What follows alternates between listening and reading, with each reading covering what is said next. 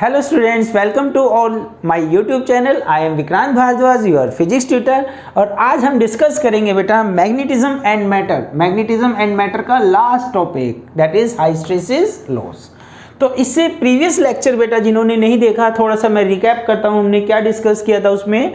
तो इस टाइप की हमारी एक कर्व आई थी। ये जो कर्व है किसके बीच में ग्राफ था? Between B and H. अच्छे से देखो बेटा, थोड़ा सा फास्ट मोड में। दिस इज द ओरिजिन का मतलब क्या? b is equal to 0 and h is equal to 0। b को हमने इंक्रीज करना स्टार्ट किया। स्टार्टिंग में h इंक्रीज नहीं होता, उसके बाद h भी इंक्रीज होना स्टार्ट हो जाता है लाइक दिस, और फिर क्या आ गया इसमें? सैचुरेशन, मीन्स हॉरिजॉन्टल हो गया। This is the curve. तो ये जो पॉइंट आया इसको a कर लिया। अब हमने b को रिड्यूस करना स्टार्ट कर दिया। b को क्या कर दिया? रिड्यूस। और ये h की वैल्यू यहाँ पे पॉइंट आएगा, इसके बारे में डिस्कस करेंगे। और उसके बाद फर्दर इसको हम डिक्रीज करते रहे तो ये इस टाइप की हमारी कर्व बनी थी। O A B C D E A, this is the hysteresis curve. तो first point this is at O, origin पे ये पैरामीटर है दोनों 0। बी पे क्या स्टेटस है बेटा? एट पॉइंट बी किसकी बात कर रहे हैं? पाथ की, कर्व की। This is O B. ये जो ओ बी है, ओ बी, ये क्या शो कर रहा है? ओ बी हमें शो कर रहा है B is equal to, B की वैल्यू क्या है? अच्छा, यहाँ पे बी और यहाँ पे एच। तो बी की वैल्यू क्या है? Is not equal to 0 but H is equal to 0। Is it clear? तो ये बी पॉइंट है, इसको एक नाम दिया गया, पर्टिकुलर नाम retentivity.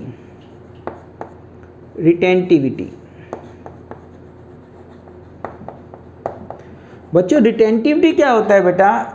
It is the residual magnetism left in the specimen when magnetizing force become 0। देखो स्टार्टिंग में H इंक्रीज हुआ, मैग्नेटिक फील्ड इंक्रीज हो रहा है। उसके बाद H डिक्रीज हो रहा है, 0 तक आ गया, पर मैग्नेटिक फील्ड 0 नहीं आया, उसकी कुछ वैल्यू रह गई उसमें मटेरियल में। That is known as retentivity. इसके बाद क्या किया बेटा हमने? अपोजिट डायरेक्शन में पहले तो हम क्या कर रहे थे? H को इधर मूव कर रहे थे, इस डायरेक्शन में इंक्रीज कर रहे थे, इंक्रीज किया यहाँ तक, और उसके बाद इसको रिड्यूस किया, डिक्रीज किया एंड देन अपोजिट डायरेक्शन में इसको इंक्रीज किया एंड देन डिक्रीज। ये हमारा एक साइकिल कंप्लीट हो जाएगा। तो ओसिलेट कर रहा है बेटा, H क्या कर रहा है? ओसिलेट कर रहा है। तो B की वैल्यू 0 कब हुई? इस लाइन पे 0 कहाँ है? ये जो पॉइंट है आपका C पॉइंट, इसको नेमिंग की गई C। तो यहाँ पे क्या है? B 0 है। तो एट C पॉइंट को कर्व कौन सी? OC कर्व। OC कर्व क्या शो करती है बेटा? B is equal to 0 but H is not equal to 0। B की वैल्यू क्या है? 0। ये B की वैल्यू क्या आ गई? 0 and H is not equal to 0। तो ये जो OC वैल्यू है, नेगेटिव मैग्नेटाइजिंग फोर्स, नेगेटिव मतलब opposite direction, this is known as coercivity. इसको क्या बोलेंगे बेटा? कोर्सिविटी। तो कोर्सिविटी को हम डिफाइन करेंगे, the negative magnetizing force at which the magnetic field becomes 0। This negative value जो भी है आपकी, मान लीजिए -100, यूनिट क्या बताई थी? Ampere metre. ये मान लो 100 है, ये 200 है, तो इधर -100 -200, इधर लगा लेते हैं 0.5 1 2, माइनस की वैल्यू -1 -0.5 -1 2, ठीक है। तो इस टाइप से हमने इसको ड्रॉ किया कर्व को। तो रिटेंटिविटी एंड कोर्सिविटी ये क्लियर होना चाहिए। तो कर्व की नेमिंग कर देते हैं O A B, ये पॉइंट B, C D कर लेते हैं इसको E, and that is F। तो ये जो मैं कर्व फिर से बना रहा हूँ, देखिए पहली बार एक बार सिर्फ इधर से जाएगी कर्व O A, उसके बाद B, then C, then D and E F A। ये जो कर्व है आपकी हाइस्टेरेसिस कर्व। तो इसको अगर डिफाइन करना हो तो इसके लिए कैसे डिफाइन करेंगे हाइस्टेरेसिस कर्व को? आप हाइस्टेरेसिस लूप कह लीजिए, कर्व कह लीजिए, ठीक है। कैसे डिफाइन करेंगे? कर्व लूप कह लो। तो it is the phenomena of, क्या है हाइस्टेरेसिस का मतलब? ईच एंड एवरी पॉइंट पे बी हमारा पीछे रह जाता है, किसके कंपैरिजन में? एच के कंपैरिजन में। एच मैक्सिमम हो गया, बी मैक्सिमम नहीं हो पाया, ठीक है। उसके बाद क्या होगा? एच जीरो आ गया घूम के, बी जीरो नहीं हो पाया, इस टाइप से। तो it is the phenomena of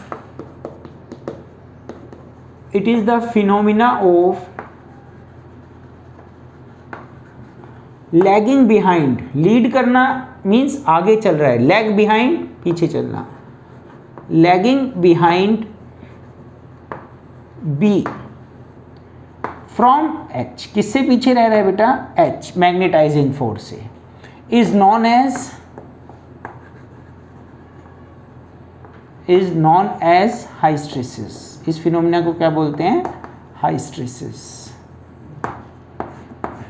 और कैसे शो करेंगे? O A B C D E F और फिर दोबारा से E. This is the hysteresis curve कह लो, लूप कह लो।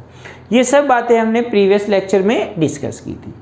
और बेटा अब इसके आगे की बातें डिस्कस करते हैं, ठीक है। लॉस से क्या मतलब है, इसका क्या बेनिफिट हुआ, हमने ये बनाया, प्रैक्टिकल यूज़ क्या है इसका वो देखिए। तो एक और इम्पोर्टेंट बात इसमें मैं डिस्कस करना चाहता हूँ। आप यहाँ पे देखिए, for example this value 100 H के लिए 100 एम्पियर मीटर एच है, तो उसके लिए बी की कितनी वैल्यू आपको आइडिया लग रहा है? ये वाली वैल्यू कंसीडर करोगे आप, ये वाली वैल्यू कंसीडर करोगे, या ये वाली 1 2 3 वैल्यू आ रही है, ठीक है। समझ पा रहे हैं आप?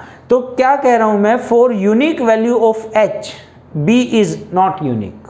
एक कंक्लूजन क्या निकला? For unique value of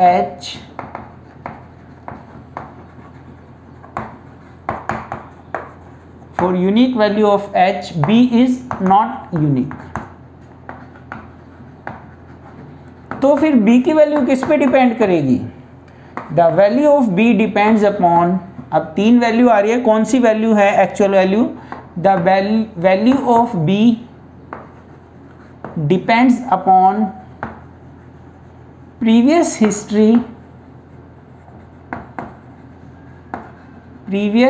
history of specimen.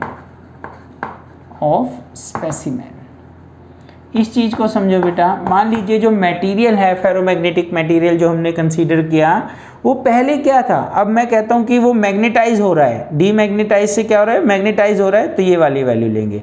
और डीमैग्नेटाइज हो रहा है तो ये वाली वैल्यू कंसीडर करेंगे। तो किस पे डिपेंड कर रहा है? प्रीवियस वैल्यू पे। इधर जा रहा है, मैग्नेटाइज हो रहा है, ये वाली वैल्यू लेंगे। डीमैग्नेटाइज हो रहा है, ये वाली वैल्यू लेंगे। ये नेगेटिव पॉजिटिव का तो क्या है? सिर्फ डायरेक्शन।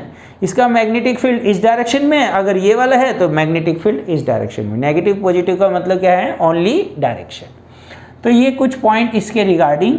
और एक मोस्ट इंपॉर्टेंट पॉइंट क्या है बेटा? इसका जो एरिया है, किसका एरिया? BH कर्व का एरिया, BH ग्राफ का एरिया जो है, BH लूप का एरिया, वो हमें क्या प्रोवाइड करेगा? एनर्जी लॉस प्रोवाइड करेगा। क्यों हुआ एनर्जी लॉस? ये जो बार बार मैग्नेटाइज डीमैग्नेटाइज हो रहा है मटेरियल का, इसमें क्या होता है? Loss of energy. तो magnetization and demagnetization of material, magnetization and demagnetization, magnetization and demagnetization of specimen या material, over and over again, बार बार जो हो रहा है, ठीक है, over and over again, is the loss of energy,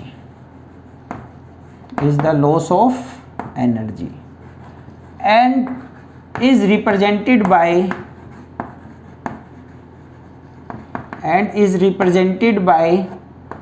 area of BH loop। ये जो एरिया है BH लूप का, ये क्या शो करेगा? लॉस ऑफ एनर्जी को शो करेगा। एरिया ऑफ BH कर्व क्या शो करेगा? Loss of energy.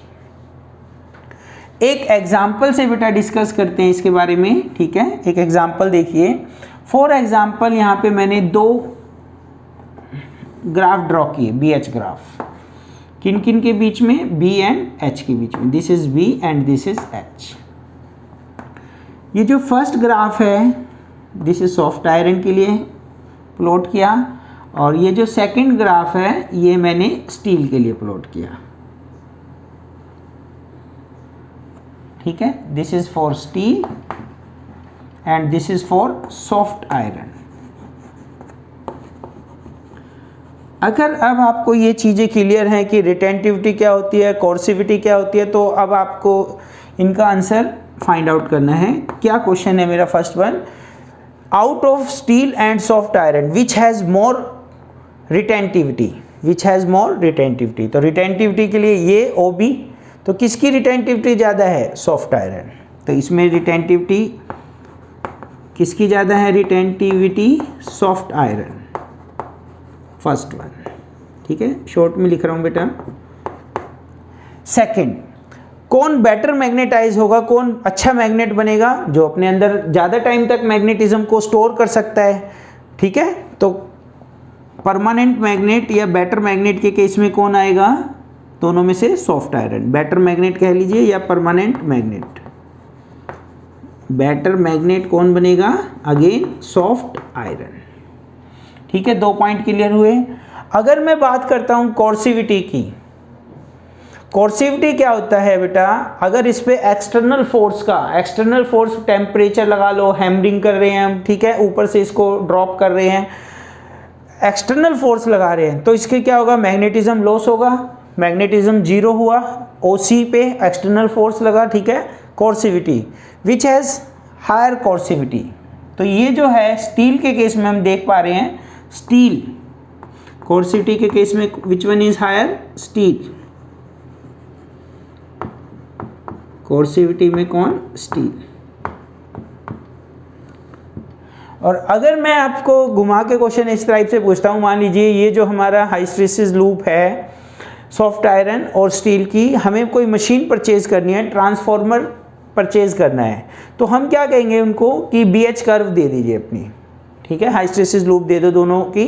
तो अब हमें क्या आइडिया लगेगा बेटा, लॉस कम किस में होगा, लॉस कम किस में होगा, जिसका एरिया कम है, तो इसका एरिया ज़्यादा है तो इसमें लॉस ज़्यादा होगा।